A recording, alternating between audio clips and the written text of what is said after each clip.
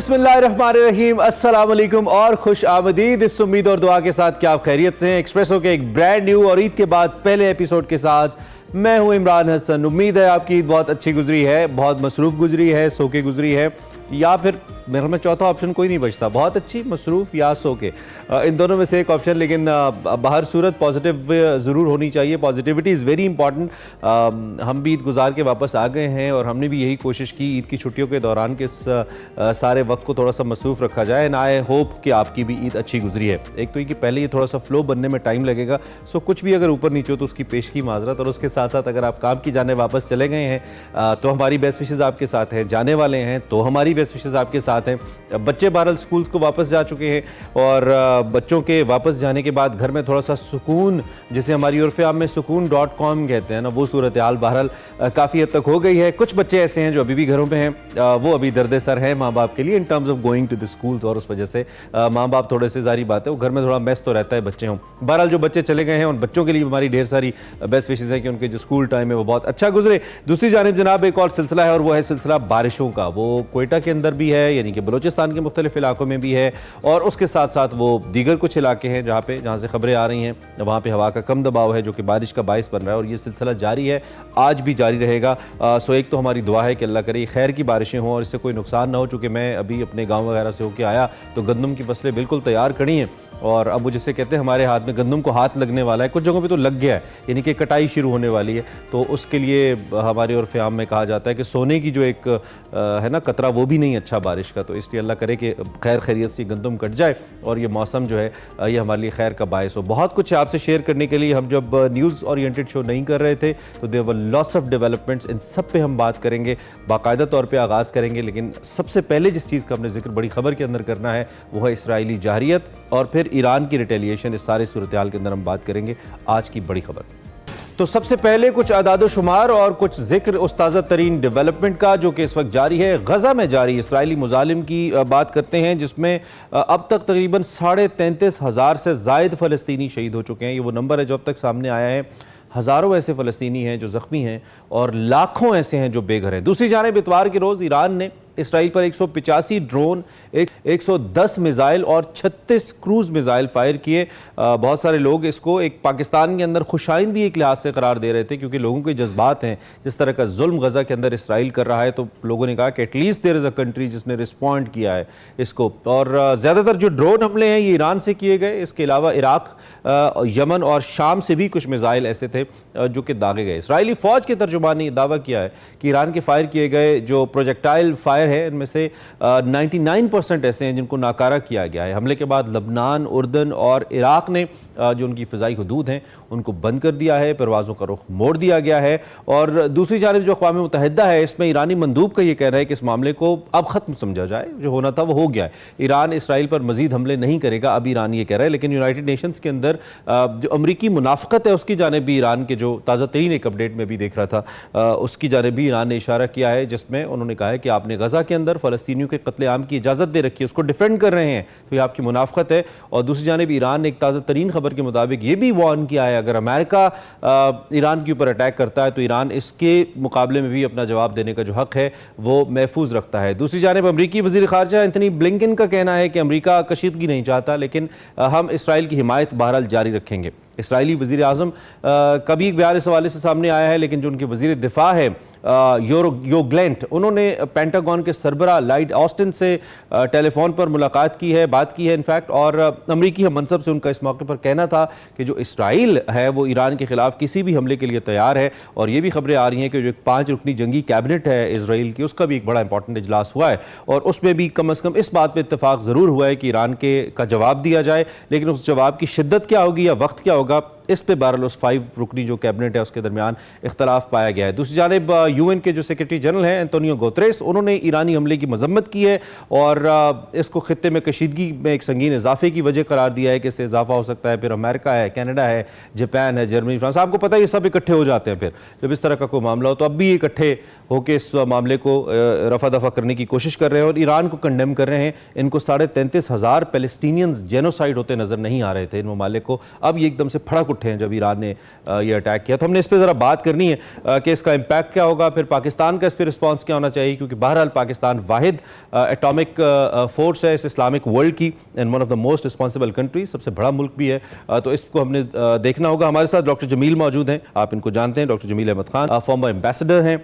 इसके अलावा खित्ते की सूरत हाल और बिलखुसूस मशरिक़ वस्ता की सूरत हाल पे बहुत गहरी निगाह रखते हैं। डॉक्टर साहब की बड़ी ज़बरदस्त स्टडी है, सर्व भी कर चुके हैं एज एम्बेसडर। तो इनसे ज़रा उनकी एक्सपर्ट ओपिनियन लेते कि वो इसको कैसे देखें। और फॉर्चुनेटली इस वक्त डॉक्टर साहब अमेरिका से हमें लाइव ज्वाइन करें। वेलकम डॉक्टर साहब, how are you?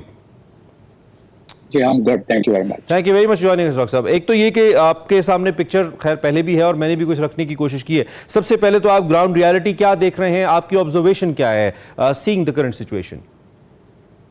Ji, observation तो इस वक्त यही है जिसमें कि अमेरिका भी इन्वॉल्व है और दुनिया के बहुत सारे ममालिक वो नहीं चाहते हैं कि ये फर्दर एस्कालेट हो और इसमें खित्ता टोटल डिस्टेबलाइजेशन में चला जाए। पहले ही एक स्ट्राइक पर कल आप देखेंगे जबकि ऑयल के दोबारा भाव खुलेंगे तो आप देखेंगे कि ऑयल की कीमत भी ज्यादा बढ़ जाएगी और सोने की कीमत भी मजीद ज्यादा बढ़ जाएगी, 2300 से कहीं 24 तक 100 तक पहुंच जाएगी। तो ये तो एक उसका सिर्फ एक इशारा है, लेकिन एक चीज जो इसमें भी नजर आ रही है और वो ईरान का इसमें दानाई ज्यादा है इसमें, क्योंकि ईरान ने हमले से 72 घंटे पहले बता दिया था, बिल्कुल अमेरिका को भी और तुर्की को भी बता दिया था। इजराइल ने अपने एयर स्पेस बंद करके अपनी तैयारी शुरू कर दी थी। अपनी आयरन डोम जो इजराइल के पास हैं वो और जो यूनाइटेड स्टेट्स, जर्मनी और फ्रांस जो उनके एलाइज हैं उन्होंने भी अपने अपने आयरन डोम्स के लिए और अपने जहाजों को तैयार रखा हुआ था कि ड्रोन्स को मार गिराया जाए। तो ये ईरान को भी पता था कि ये ड्रोन सारे वहां नहीं पहुंचेंगे। ईरान को पता था कि अगर 5% भी ड्रोन पहुंच गए तो उनका मकसद, ईरान को भी पता था कि ईरान ने किसी शहरी इलाके को इसमें हदफ नहीं बनाया, ईरान ने किसी पॉपुलेटेड इलाके को हदफ नहीं बनाया, ईरान ने सिर्फ उनके जो बेसेस हैं जो उसको हदफ बनाया और वो भी वो बेसेस जो मकबूजा इलाकों में है, जो दूसरे इलाकों में वो नहीं। और क्योंकि ईरान की जो इस वक्त जो इनकी मिसाइल्स की एक रेंज है वो तकरीबन 1800 किलोमीटर के करीब है, जो तल अवीव के एयरपोर्ट तक बड़े आराम से पहुंच जाती है। ये जो एक इस्लामिक वर्ल्ड के अंदर डॉक्टर साहब एक सेंटिमेंट पाया जाता है, और ऑब्वियसली मैं और आप पाकिस्तानी हैं, सबसे पहले हम मुसलमान हैं, फिर हम पाकिस्तानी हैं ऑब्वियसली, और ह्यूमैनिटी फैक्टर भी इसके अंदर शामिल है। तो बहुत से लोगों ने इसको पाकिस्तान के अंदर वो शायद जज्बात खुशाइन भी करार दिया कि at least somebody has responded to Israel's brutality that he is trying to show in Palestine. तो इस सूरत हाल के अंदर क्या इन हमलों को महज हम अलामती ही समझें, जिस तरह ईरान ने भी कहा है कि चूंकि हमारे सफारत खाने को आपने निशाना बनाया सो हमने उसको रिस्पॉन्स किया, या फिर इसको वाकई उस अमल का हिस्सा समझें जिसको बाकायदा तौर पे हम कह सकते हैं कि एक अटैक किया गया ईरान की तरफ से और वो वाकई उम्मत मुसलमान के जज्बात की तर्जुमानी कर सकता है? इसका मतलब हम क्या लें इस सारी कार्रवाई का, जो इतनी बड़ी कार्रवाई हुई? देखिए, ये पहली मर्तबा हुआ है इजराइल के क़याम के बाद, तारीख में पहली मर्तबा हुआ है कि ईरान ने अपनी सरजमीन से डायरेक्ट हदफ बनाया है इजरायली सरजमीन को। तो ये एक मामूली बात नहीं, गो कि ये सिंबॉलिक है, क्योंकि ईरान ने इस पे बड़े डिप्लोमेटिक तरीके से 72 घंटे पहले बता दिया था, और बता दिया था कि ये उनका इस्तेहकाक है अक़वाम मुत्तहिदा के चार्टर के आर्टिकल 51 के मुताबिक।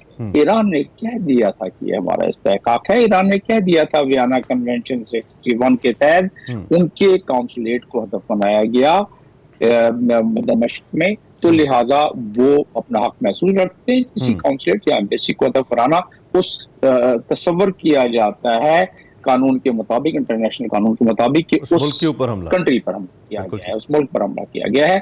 तो उस लिहाज से ईरान को इंटरनेशनल कानून के मुताबिक वो हक बजानिब रहा है ईरान कि वो इस मामले में अपना अटैक है। अब रहा सवाल कि दुनिया क्योंकि इतनी पोलराइज हो चुकी है कि जब वियना कन्वेंशन की खिलाफ वर्जी हुई और जब ईरान के मिशन पे, डिप्लोमेटिक मिशन यानी उनके काउंसुलेट पे अटैक हुआ, तो उसको कंडेम नहीं किया जर्मनी, फ्रांस या अमेरिका ने। और अब जब ईरान ने उसके जवाब में आर्टिकल 51 के को इस्तेमाल करते हुए जब हमला किया तो उस पर वो आप इस अंदाजा करें कि जब आज सिक्योरिटी काउंसिल के इजलास शुरू हुआ तो बड़ी मामूली सी रस्मी तौर पर बातचीत होने के बाद उसको गैर एक तो अमेरिका का जो रिस्पांस है इस पे कि हम तेहरान के खिलाफ जंग में नहीं जाएंगे, लेकिन दूसरी जानिब उन्होंने इस अमल को सपोर्ट भी नहीं किया। और दूसरा ईरान जो इजराइल का एक कॉन्फिडेंस था, जिस ओवर कॉन्फिडेंस का वो शिकार था, जिसके तहत वो कभी भी कहीं भी दीगर जो पड़ोसी ममालिक हैं उनको भी निशाना बना रहा था, उस कॉन्फिडेंस को धचका लगा है इस अटैक के बाद। एंड डू यू थिंक कि इसके बाद ईरान विल थिंक कि कोई भी ऐसी कार्रवाई इजराइल विल थिंक इजराइल को अभी इस कार्रवाई करने में काफी डिले कर लेगा ईरान। इजराइल मेरा ख्याल है कि बात तो नहीं आएगा। तो उसकी वजह यह है कि इजराइल आज से नहीं बरसा बरस से धमकियां देता आ रहा है। तैयारी पूरी की हुई थी पहले भी, जब वो न्यूक्लियर रिकॉर्ड की बात चल रही थी किसी जमाने में, तो उस वक्त भी तैयारी कर ली थी। और जो पड़ोसी ममालिक इजराइल के हैं, अरब ममालिक, उन्होंने भी उनको इजाजत दे दी थी कि उनकी एयर स्पेस इस्तेमाल हो सकती है। तो लिहाजा वो तो पहले से तैयारी में थे। अब सिर्फ फर्क ये है कि इस वक्त जियोपॉलिटिकल मंजरनामा अगर देखा जाए, न सिर्फ हिस्से का बल्कि दुनिया का, उसमें चाइना की जो इस वक्त मिलिट्री फोर्स है वो दुनिया की दूसरे नंबर पर, और रशिया चाइना मिला लें तो वो अमेरिका के बराबर क्या बल्कि थोड़ी सी आगे निकल जाती है। अगर उसमें एयर स्पेस की वेपनाइजेशन भी देख लें, तो इन चीजों को अगर देखा जाए तो ताकत का तवाजुन बड़ी तेजी से तब्दील हो रहा है, जिसकी वजह से अमेरिका वो फुल सपोर्ट जो इजराइल को दे सकता था, अस्करी सपोर्ट, वो नहीं। हालांकि अमेरिका अभी अपने सेनेट में जब बिल पास करने लगा है तो $4 अरब दे देगा वो, लेकिन ये अस्करी सपोर्ट करने से पहले वो जरूर सोचेगा, क्योंकि उसमें इन्वॉल्वमेंट हो सकती है बाकी ममालिक की, खास तौर पर चाइना और रशिया की। हालांकि अभी चाइना और रशिया दोनों ने कहा है कि इस वक्त एक अहम सवाल जो कि हर आदमी पूछ रहा है, मैं इससे पहले कि ये सवाल करूं, हमारे साथ हाफिज ताहिर अशरफी साहब भी मौजूद हैं, मैं उनको वेलकम करूंगा। थैंक यू वेरी मच हाफिज साहब, आप हमारे साथ मौजूद हैं। मैं जरा आपकी तरफ आता हूं। एक सवाल बड़ा इंपॉर्टेंट मैं अभी डॉक्टर साहब के सामने रखने लगा था। डॉक्टर साहब, एक सवाल जो सब कर रहे हैं वो पाकिस्तान के हवाले से है, जो कि हमारी कौम थोड़ी जज्बाती भी है, इमोशनल भी है, लेकिन इस मामले में जज्बाती होना हमारा हक बजानिब है, जिस तरह का रवैया इसराइल ने अब तक फलस्तीनियों के साथ रखा है गजा के अंदर। तो पाकिस्तान का रिस्पांस अब तक जो रहा है, इस सूरत हाल में आप कैसे देखते हैं? रिसेंटली पाकिस्तान और ईरान के दरमियान कशीदगी हुई, लेकिन मामलात खुशउस्लूबी से खत्म हो गए। तो क्या पाकिस्तान, चूंकि इसराइल को तो हम नहीं मानते हैं स्टेट, पाकिस्तान बैक करेगा इसराइल की ईरान की इस कार्रवाई को इन फ्यूचर? आपको क्या स्टैंड लगता है कि पाकिस्तान लेगा और क्या लेना चाहिए as per your experience? Pakistan हमेशा कोशिश करता है और जिस हैसियत में है, और उससे पहले भी वो यही कोशिश करता रहा है कि इंटरनेशनल कानून के मुताबिक किसी मुल्क का साथ दे।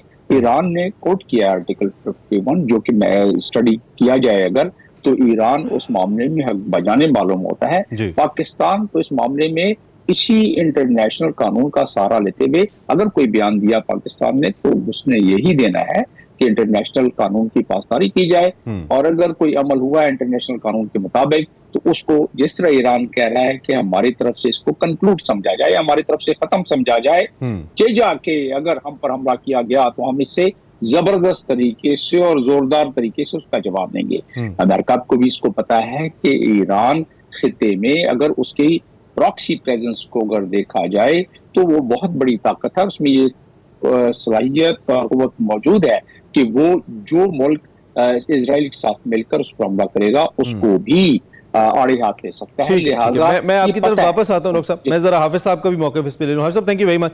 एक तो हम आपके आने से पहले गुफ्तगू कर रहे थे और कुछ उसमें हम ये भी जानने की कोशिश कर रहे थे कि अब फर्दर इस पे क्या अमल हो सकता है, लेकिन मैं पाकिस्तान के पॉइंट ऑफ व्यू से इन पर्टिकुलर आपसे हाफिज ताहिर अशरफी साहब बात करना चाहूँगा।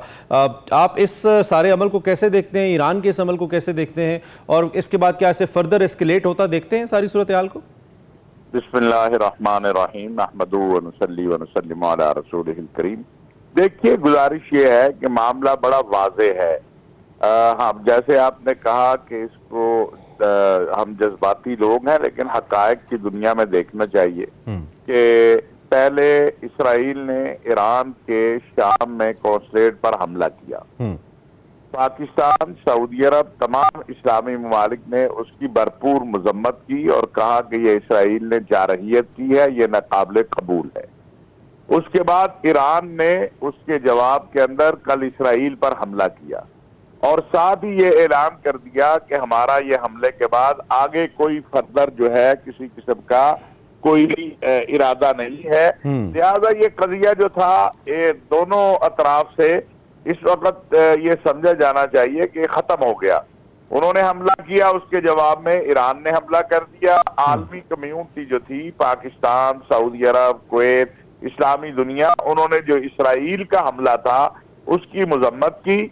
और जब ये इस ईरान की तरफ से जवाब दिया गया तो उसके बाद एक अपील की गई सारी दुनिया की तरफ से, जिसमें चीन भी है, जिसमें बाकी ममालिक भी है, कि सूरत हाल वहां तक न ले जाई जाए जहां से वापसी ना हो सके। मैं समझता हूं कि ये मामला यहाँ पर खत्म हो गया है। हमें असल मामले की तरफ जाना चाहिए और वो मामला मजलूम फलस्तीनी अवाम का है, जो कत्ल हो रही है, जो बर्बरियत का निशाना बन रही है, जो वहशत का निशाना बन रही है, जिनके पास एक कतरा पानी भी बगैर इसराइल की मर्जी के नहीं पहुंच रहा है। हमारी तवज्जो उस तरफ रहनी चाहिए और असल मसला जो है उससे हमें तवज्जो नहीं हटानी चाहिए। ठीक है हाफिज साहब, बड़ी अहम एक डेवलपमेंट है। आज सऊदी अरब के बड़े अहम जो ओहदेदारान हैं वो पाकिस्तान आ रहे हैं और ये जो एक आला सतही वफ्द है इसमें वज़ीर ख़ारजा फैसल बिन फरहान हैं जो इसकी सरबराही कर रहे हैं। देन इसमें रेकोडेक में बात होगी, बाशा डैम में ऑयल रिफाइनरीज हैं और ये 5 बिलियन का जो एक प्रिंस सलमान जो थे सऊदी वली अहद शहजादा मोहम्मद बिन सलमान साहब, उनके साथ जो प्राइम मिनिस्टर शहबाज शरीफ साहब की मीटिंग हुई थी उसके तनाजुर में ये दौरा है। एक तो मैं उस पर भी आता हूँ, लेकिन फिल वक्त इस ये जो खित्ते की सूरत हाल है, ख़ास तौर पे ये जो ईरान के अटैक के बाद की सूरत हाल बनी है, इस पर भी कोई अहम डेवलपमेंट मुतवक्के है इस अहम विजिट के बाद?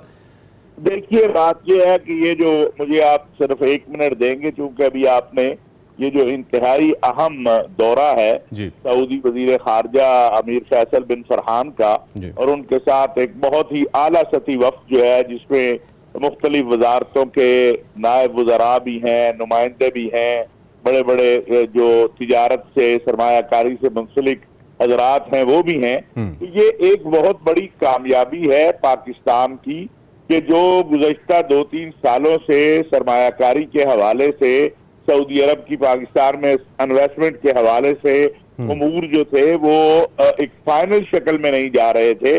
अब आपको याद होगा कि पिछले 1-1.5 माह के अंदर पहले हमारे सिपा सलार जनरल हाफिज सैयद आसिम मुनीर साहब जो हैं वो सऊदी अरब तशरीफ ले गए थे, जहां उनकी सऊदी वली अहद अमीर मोहम्मद बिन सलमान से मुलाकात हुई।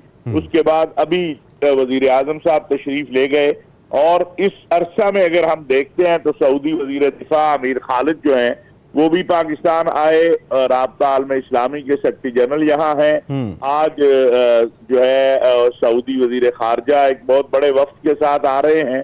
तो ये एक पाकिस्तान के जो मुआशी और इक्तिसादी मामलात हैं उनमें बहुत बेहतरी की तरफ हम जा रहे हैं और ये बहुत बड़ी कामयाबी है। इसमें मैं समझता हूँ कि सिपा सलार कौम जनरल हाफिज सैयद आसिम मुनीर साहब और वजीर आजम मियां शहबाज शरीफ साहब की जो कोशिशें हैं और बिलखुसूस SIFC जो है उसके ऊपर एक जो एतमाद आलमी कम्युनिटी का और दुनिया के बिजनेसमैनों का और दोस्त ममालिक का बढ़ रहा है, ये मैं समझता हूँ मुस्तकबिल करीब में ही हमारी जो मुआशी और इक्तिसादी मुश्किलात हैं उसके खात्मे में बहुत बड़ी मदद मिलेगी। ठीक है, ठीक है, ठीक है। दूसरी बात इसी से आपका सवाल का दूसरा हिस्सा है जी कि पाकिस्तान 30 सेकंड हाफिज साहब।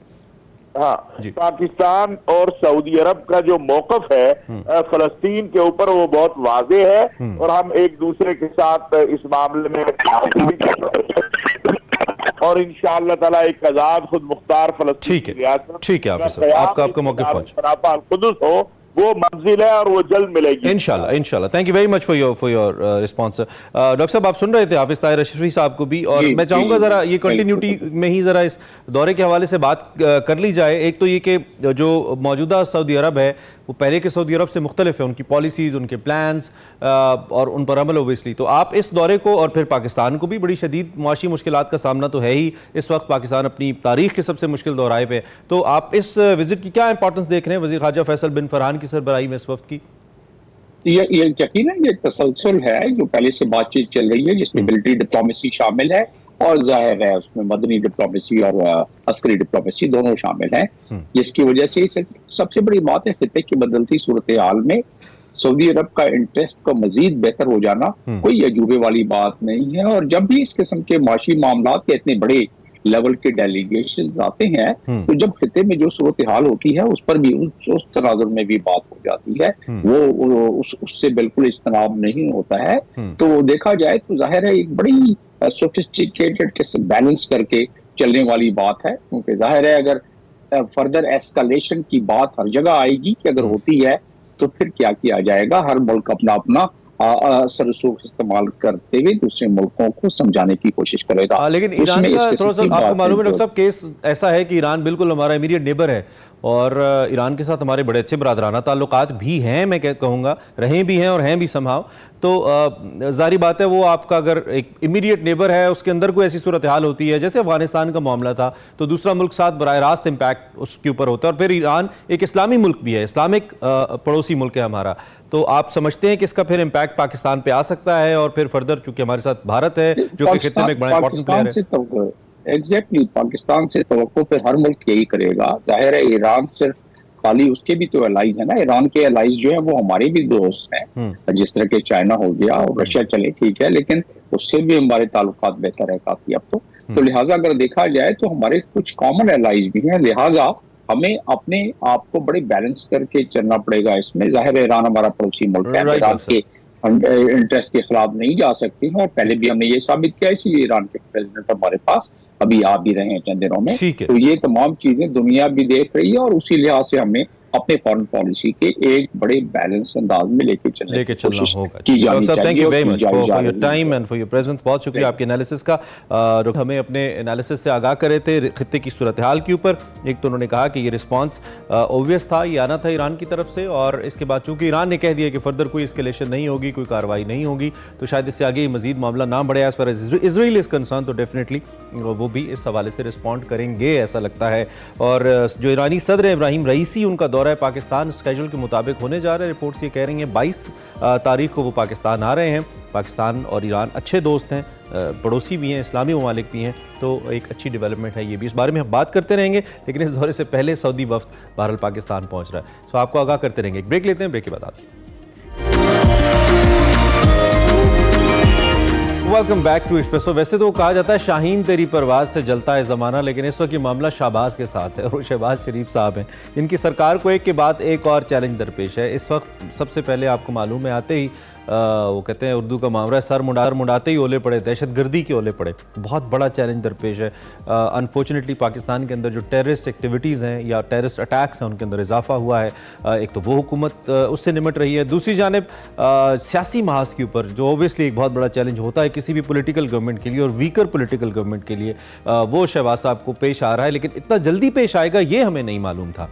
इस वक्त अपोजिशन एक ग्रैंड अलायंस बना रही है, बल्कि बना चुकी है, और एक तहरीक का आगाज़ कर दिया गया है। 6 रुकनी जो अपोजिशन इत्तेहाद है, जिसमें पाकिस्तान तहरीक इंसाफ शामिल है, पश्तूनख्वा मिली अवामी पार्टी शामिल है, जमात इस्लामी शामिल है, बलूचिस्तान नेशनल पार्टी है, सुन्नी तहरीक है और मजलिस वादतुल मुस्लिमीन शामिल है।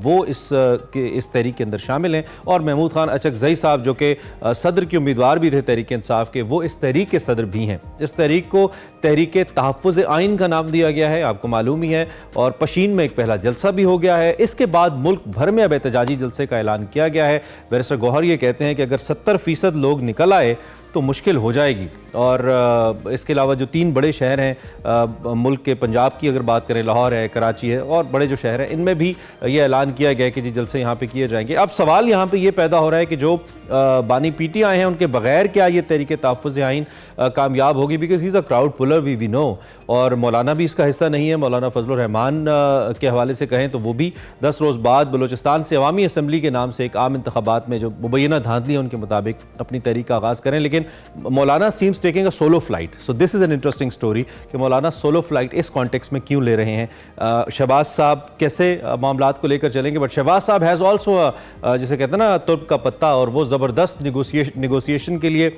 या टू कंट्रोल द सिचुएशन उन्होंने जो प्रेसिडेंट की सीट पर आसिफ अली जरदारी साहब को वो लेकर आए हैं, वो दूसरी जानिब एक बड़ा ज़बरदस्त उनके पास एक कार्ड है जो वो खेल सकते हैं। सो लेट्स सी जरदारी साहब plays his role, how he plays his role, and establishment is also there. जारी बात है इस गवर्नमेंट को एक बैकअप सपोर्ट है एस्टैब्लिशमेंट की, तो इस पर भी हमें देखना होगा। हमारे साथ इस वक्त प्रोफेसर ताहिर मलिक साहब मौजूद हैं। इस इंटरेस्टिंग गेम ऑफ चेस को जरा उनसे डिस्कस करते हैं और थोड़ा समझने की कोशिश करते हैं। Professor thank you very much and good morning. आप कैसे हैं सर, खैरियत से हैं? How is your morning? बहुत शुक्रिया, गुड मॉर्निंग और गुज़श्ता ईद मुबारक सर। थैंक यू आपको भी बहुत ईद मुबारक। सूरत हाल आपके सामने है, मुझसे आप ज़्यादा बेहतर इस सूरत हाल को देख भी रहे हैं और समझ भी रहे हैं। सबसे पहले तो इस सारी सूरत हाल पे ओवरऑल अपना तज्जिया हमारे सामने रखिए, आप कैसे देख रहे हैं सिचुएशन को, शहबाज साहब इन पर्टिकुलर? खारजा पॉलिसी के माज पे चैलेंजेस हैं, दहशत गर्दी की एक लहर है जिसका सामना हुकूमत के साथ साथ रियासत को है, और रियासत को उसके ऊपर एक वाज़े पॉलिसी जो है वो लेनी है। और तीसरा जो सियासी अदम इस्तेहकाम है हमारा, वो भी अब एक स्ट्रक्चरल इशू है। वो हुकूमतें बदलती रहती हैं लेकिन सियासी अदम इस्तेहकाम वहीं बरकरार रहता है। इस दफा ये है कि नवाज शरीफ माइनस हैं, लेकिन जैसे कि आपने अपने सवाल में बताया कि आसिफ अली जरदारी जो पीपल्स पार्टी के रहनुमा हैं वो सदर हैं। अब वो कल भी जो उनकी तकरीर थी बिलावल की, उनकी उस जानिब वो इशारा तो करते हैं कि सियासी अदम इस्तेहकाम नहीं होना चाहिए और सियासी तकसीम और पोलराइजेशन खत्म होनी चाहिए, लेकिन कैसे खत्म हो? पहले तो वो सदर नहीं थे, अब वो सदर हैं, अब उन्हें एक वाज़े इसके ऊपर एक रोड मैप देना चाहिए। और मैं अब अगली उनकी तकरीर का मुंतज़िर हूँ जो वो पार्लियामेंट के मुश्तरका इजलास से करेंगे। अब वो सदर का एक अहम आईनी ओहदा उनके पास है। यूसुफ रजा गिलानी इस दौरान ईद से कबल वो सेनेट के चेयरमैन बन गए। तो ये जो एग्जिस्टिंग पॉलिटिकल स्ट्रक्चर है, सिस्टम है, इसके अंदर वो कौन से चैनल्स और वो कौन से ऐसी हिकमत अमली के तहत इस सियासी तकसीम को कम करेंगे? कम होना भी चाहिए क्योंकि इकोनॉमी भी इससे जुड़ी है और मुल्क और रियासत का मुफाद भी इससे जुड़ा हुआ है। और जो जहां तक ये कि तहरीके इंसाफ में के अंदर भी एक रियलाइजेशन है, और एक तो जानिब तो वो अपने कारकुनों को ज़िमनी इंतखाबात हैं, रवायती बयानिए पे, दूसरी जानिब KPK में जो हुकूमत तश्कील पाई है वहाँ हमें चैनल्स ऑफ कम्युनिकेशन नजर आते हैं। वो रियासती इदारों के साथ, वो वफाकी हुकूमत के साथ इश्तराक अमल की फिजा नजर आती है कि जो कि एक जरूरी भी है सूबाई हुकूमत के लिए। वफाकी मतलब रिसेंट पास्ट के अंदर हमने देखा है कि जितने भी कम्युनिकेशन चैनल्स तहरीक इंसाफ के हों, हतमी फैसला चेयरमैन तहरीक इंसाफ का होता है और वो उमूमी तौर पर बड़ा सख्त फैसला होता है। उसके अंदर पॉलिटिकली स्पेस बड़ी कम होती है जो खान साहब फैसला करते हैं। This is what we have observed. मैं लेकिन सवाल मेरा जरदारी साहब के हवाले से ही है अगला कि बीइंग प्रेसिडेंट, क्या जरदारी साहब को अपना रोल प्ले करने के लिए ये जो प्रेसिडेंसी है या उनका जो आईनी ओहदा है, जो सबसे बड़ा आईनी ओहदा है, वो रिस्ट्रिक्ट करता है इस रोल को प्ले करने के लिए, या उनको मजीद स्ट्रेंथन या एम्पावर करता है to talk to the people, negotiate करना जो उनका एक तरीकाकार है? क्या जरदारी साहब एम्पावर्ड हैं इसको लेकर, या आपको लगता है कि नहीं ये ओहदा उनको रोकेगा और शायद उस तरीके से वो अपना रोल पोलिटिकली प्ले ना कर पाए? 2008 से कबल तो ये थी कि जो इक़्तिदार की तकोन थी उसके अंदर सदर जो है वो अहम तरीन एक फरीक था, लेकिन आसिफ अली जरदारी साहब ने बैसियत सदर अपने इख्तियारात, वो पहले सदर हैं जिन्होंने पार्लियामेंट को मुंतकिल कर दिए। लेकिन जब एक इंडिविजुअल है और एक इंस्टीट्यूशन है, अब अगर यहाँ इसहाक खान साहब देखें तो वो एक ब्यूरोक्रेट थे और ब्यूरोक्रेटिक तरीके से चीजें करते थे।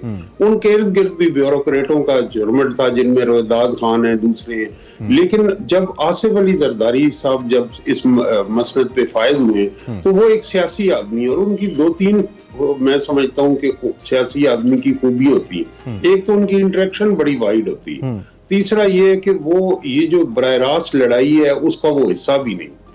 ये जो इस वक्त लड़ाई है ये माबैन है मुस्लिम लीग नून और तहरीक इंसाफ और मुक्तदर हलकों के दरमियान। ठीक है। तो एक जब आप किसी लड़ाई के फरीक ना हो तो उसके अंदर आपका एक डिफरेंट व्यू होता है, और हमने देखा कि पीपल्स पार्टी का व्यू डिफरेंट है, लेकिन उनके पास स्पेस कितनी है और उस स्पेस को वो इस्तेमाल कर पाते हैं या नहीं कर पाते ये देखना है। हमने ये देखा है कि चेयरमैन सेनेट के मामले में उन्होंने स्टैंड लिया। वो कुछ हल्के चाहते थे कि साबिक वजीर आजम अनवारुल हक काकड़ चेयरमैन सेनेट बने, लेकिन जरदारी साहब ने स्टैंड लिया और एक अहम जो आईनी इदारा है वो पीपल्स पार्टी के पास आया। तो वो अगर इसमें करना चाहे तो कर सकते हैं। इसमें इमरान खान साहब पे भी है कि वो जो उनका रवायती मौकफ है कि वो पीपल्स पार्टी और मुस्लिम लीग नून को एक ही लाठी से आंकते हैं, ये दुरुस्त नहीं। जिस तरह मौलाना फजलुर रहमान के बाब में और अचक ज़ई के बाब में उनके रवैये में तब्दीली आई है, तो बहरहाल उन्हें सियासी जो स्टेक होल्डर्स हैं उनके साथ बैठना होगा, उनके साथ बात करनी है। आपने मुक्तदर हलकों का जिक्र किया, एस्टैब्लिशमेंट का जिक्र किया, तो मोस्ट इंपॉर्टेंट स्टेक होल्डर्स, अभी 1-1.5 महीना पहले तो हुकूमत आई है और उस हुकूमत में डेफिनेटली हमें मालूम है पाकिस्तान की तारीख के अंदर इस्टेब्लिशमेंट की आशीर्वाद के बगैर कोई हुकूमत नहीं आती है, अप्रूवल के बगैर भी मैं अगर कहूँ तो गलत नहीं होगा, because now things are open, हम इसको कितना ढका छुपा रख सकते हैं। और इसके आने के फ़ौरन बाद ही 1-1.5 महीने के बाद ही ये अलायंस बन जाना, आप इसको कैसे देख रहे हैं? क्या सिग्नल है? क्या वहाँ से कोई प्रॉब्लम है, हुकूमत को कोई प्रॉब्लम है, इस फैसले को रीथिंक किया जा रहा है? 21 अप्रैल को 23 मजीद सीटों पे इंतखाब भी हो रहे हैं, क्या उसके बाद मंजरनामा कुछ और होगा? ज़रा उस एंगल से हमें बताइए, वो क्या देख रहे हैं आप? इस एंगल से ये देखें, एक तो ये कि आप हर चीज कंट्रोल नहीं कर सकते। जब पार्लिमानी सियासत का आगाज हो जाता है तो मुक्तदर हल्के उसको पर असर अंदाज होने की सलाहियत रखते हैं, लेकिन 100% कंट्रोल नहीं कर सकते। हमने देखा है कि 1985 की जो एक टूथलेस असेंबली थी, उसमें पहले स्पीकर के इलेक्शन में अपसेट हो गया था, और 2002 में जब general Musharraf all powerful president थे तो वो पार्लिमानी सियासत को कंट्रोल नहीं कर सकते। पार्लिमानी सियासत अपना रास्ता खुद बनाती है। इसी वजह से जितने भी मुक्तदर ताकतें आई हैं या आमिर आए हैं, वो पार्लिमानी सियासत के जरिए सदर मुंतखब नहीं हुए, उन्होंने रेफरेंडम की राह अपनाई है। तो मैं भी ये समझता हूँ कि असेंबली जो है जितनी भी कमजोर है, हमारी पार्लियामेंट जितनी भी लूली लंगड़ी जमहूरियत है, जब ये थोड़ी बहुत चलती है तो ये अपने परपुर्जे भी दिखाती है और अपनी जो पार्लिमानी सियासत के जरिए जो फहम और फरासत होती है और सियासी हिकमत अमली के जरिए आगे का रास्ता बनाती है। आप देखिए वजीर आजम जुनेजो थे तो उन्होंने भी आखिर में जनरल ज़ियाउल हक की जो तकरीर को बुनियाद बना के मुश्तरका पार्लियामेंट से उनको 1-2 दफा याद कराना शुरू कर दिया कि आपने इस वक्त कहा था कि मैं वर्दी उतारूंगा। ठीक है, लेकिन अच्छा अब आखिरी सवाल मेरा ये भी है कि क्या शहबाज साहब जो कि वजीर आजम बने हैं, नून लीग को अक्सरियत भी नहीं मिली, एक तरफ बहुत सारे गिले शिकवे और इल्जामात भी मिल गए कि आप धांधली से आए हैं, आप फॉर्म 47 से आए हैं, और दूसरी जानिब अक्सरियत भी नहीं मिली, और फिर तीसरी जानिब एहतजाज का तोहफा भी 1.5 महीने के बाद ही मिल रहा है, और बड़ी जमातों का इत्तेहाद है, बड़े घाघ सियासतदान है इसके अंदर, चकजई साहब जैसे। तो आपके ख्याल में शहबाज शरीफ साहब क्या सोच रहे हैं इस वक्त, या उनको क्या सोचना चाहिए? कौन से अपने दिमाग के जाविये मजीद एक्टिव करने चाहिए उनको? वो मेरे इस पे बिलीव करते हैं जनरली कि वो एक सब ऑर्डिनेट पोजीशन में, एक लिमिटेड स्पेस में, इक्तदार में शरीके कार हैं, इख्तियार में शरीके कार हैं, इक्तदार पर को वो क्लेम ही नहीं करते। और इसलिए जो मुक्तदर हल्के भी हैं उनके साथ खुश हैं।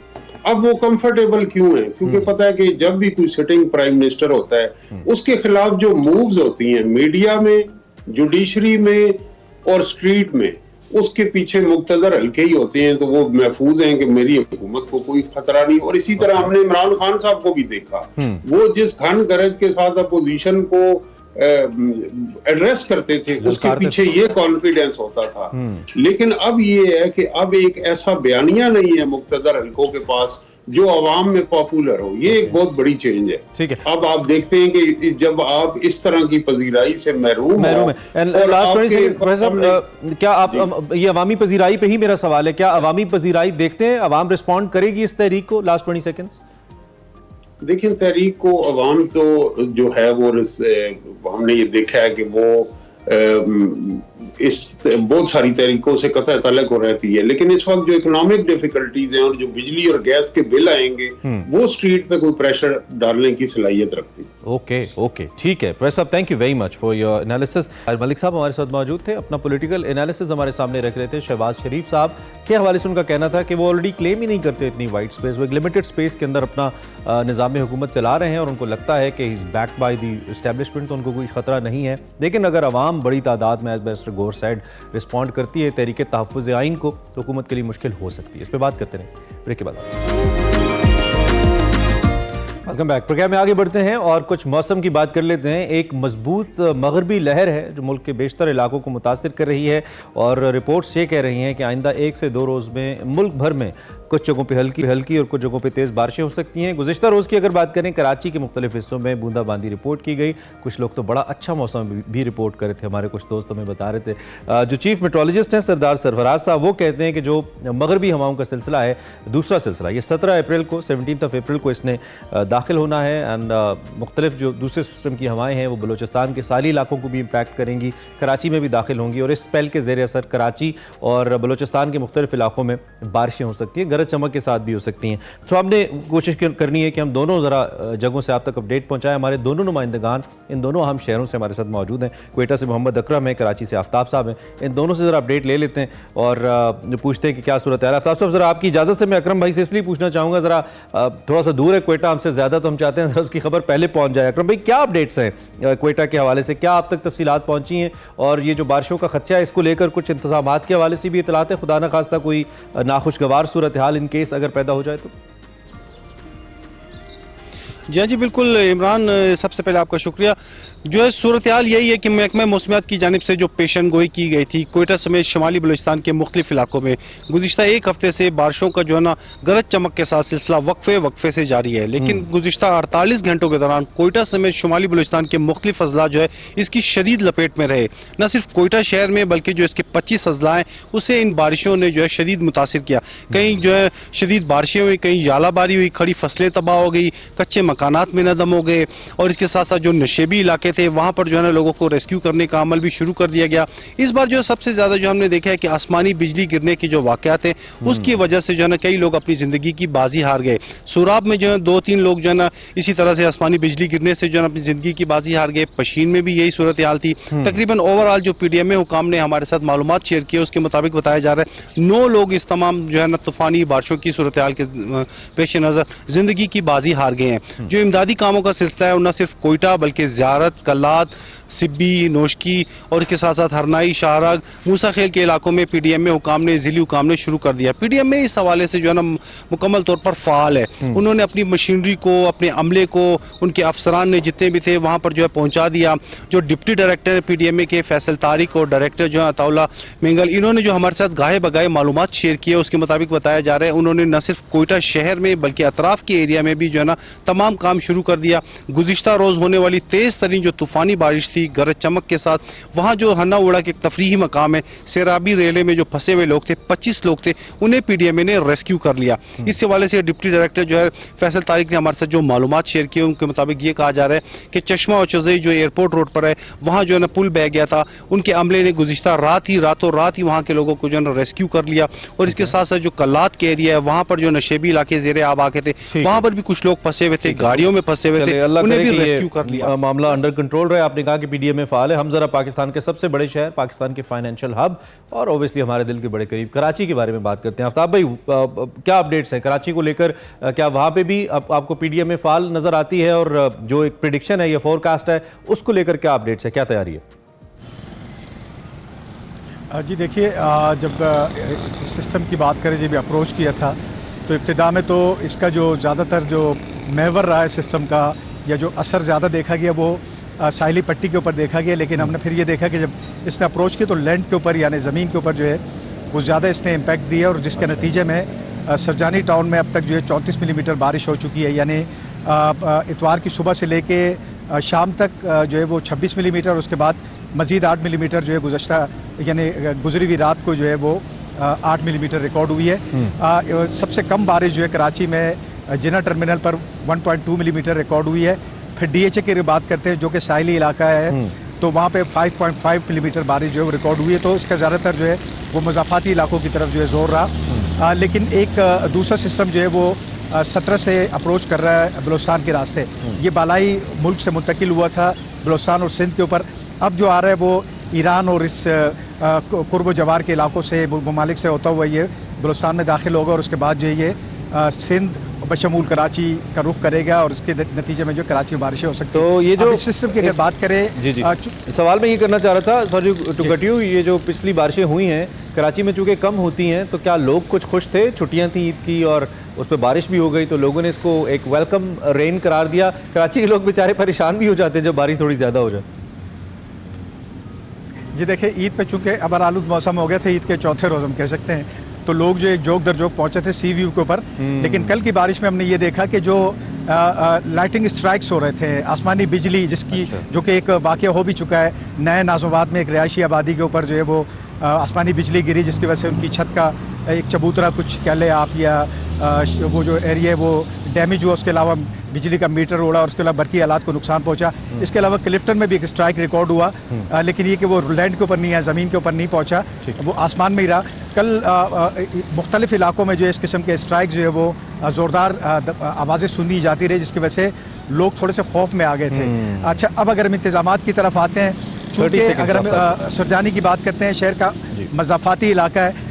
कराची के जो बाकी मानदा इलाके हैं वहाँ पे जो है कहीं पे 14 मिलीमीटर हुई है, कहीं 12 हुई है, कहीं पे 8 हुई है, तो उस तरह की सूरत हाल हुई भी नहीं है। लेकिन उसके बावजूद अभी भी इस वक्त चूँकि आज जो है वो बाकायदा तौर पर लोग जो अपने दफातर की तरफ जा रहे हैं, तो कुछ जो पैचेस सड़कों के ऊपर चूँकि असरकारी नहीं हो रही है कराची में, तो वो जो पानी जमा उसकी वजह से ट्रैफिक जैम हो रही है, ये परेशानी बहरहाल लोगों को है। ठीक है आफ्ताब साहब और Mohammad Akram, thank you very much, आप दोनों को बहुत शुक्रिया। आपने हमें मिसल तौर पर बताया कि इस वक्त क्या सूरत हाल है कराची के अंदर एंड क्वेटा के अंदर या बलूचिस्तान के मुख्तलिफ इलाकों में। So be safe Karachiites everyone, Allah करे खैर की बारिशों। हमने एक टॉप ऑफ द ब्रेक लेनी है, ब्रेक के बाद वापस आते हैं। Same to you, welcome back. आपको एक बार फिर खुशामदीद कहते हैं। आप एक्सप्रेसो देख रहे हैं, मैं इमरान हसन हूं और प्रोग्राम का दूसरा हिस्सा है, और इसमें सबसे पहले हम आपको दिखाते हैं हमारा सेगमेंट आफ्टर लॉन्ग टाइम, निकले तेरी तलाश में। और आज मुस्तनसर हुसैन तारर साहब से बात हो रही है दोस्ती के मुतालिक। क्या बात हो रही है आपको दिखाते हैं।